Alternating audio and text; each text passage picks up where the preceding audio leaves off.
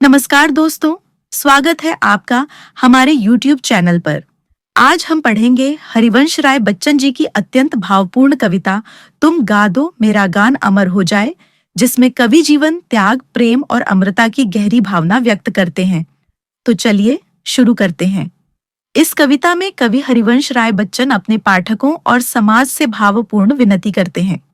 कवि का मानना है कि कविता तभी अमर होती है जब उसे लोग अपनाते हैं और गाते हैं। पहले पद्यांश में कवि कहता है कि उसने अपने बिखरे हुए अक्षरों और सुंदर चरणों से अनेक गीत रचे हैं। ये गीत गूंजते तो हैं, लेकिन समय के साथ मिट भी सकते हैं।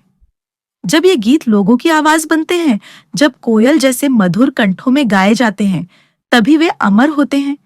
इसलिए कवि आग्रह करता है कि तुम इन्हें गाओ। दूसरे पद्यांश में कवि अपने जीवन के त्याग की बात करता है। जब जब संसार ने उससे कुछ मांगा, उसने बिना संकोच अपना सब कुछ दे दिया। अपनी सारी पूंजी लुटाकर वह स्वयं निर्धन हो गया।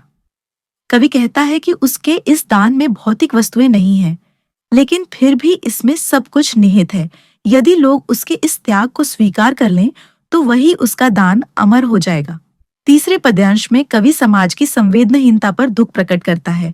वह कहता है कि इस सुंदर और असुंदर संसार में उसने सभी को अपनाया, फिर भी वह स्वयं अनचाहा रह गया। अब वह चाहता है कि कम से कम उसका सम्मान सुरक्षित रहे।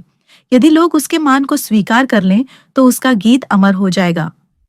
चौथे पद्यांश में कवि जीवन की अंतिम अवस्था की बात करता है। दुखों से भरा जीवन जीने के बाद भी उसके भीतर कुछ आशा शेष है। वह मानता है कि सुख की एक छोटी सी अनुभूति भी अमरता प्रदान कर सकती है। यदि लोग उसके प्राणों को, उसकी रचना को स्पर्श कर लें, तो उसका अस्तित्व अमर हो जाएगा। यह कविता सिखाती है कि सच्ची अमरता प्रसिद्धि या धन से नहीं, बल्कि जनस्वीकृति, प्रेम और संवेदना से मिलती है। जब रचना जनता के हृदय में बस जाती है, तभी कवि और उसका गीत अमर हो जाता है। दोस्तों, अगर आपको यह कविता और उसका भावार्थ पसंद आया हो, तो वीडियो को लाइक, चैनल को सब्सक्राइब और अपने दोस्तों के साथ शेयर जरूर करें। ऐसी ही सरल और सुंदर हिंदी कविताओं के लिए हमारे चैनल से जुड़े रहिए। धन्यवाद।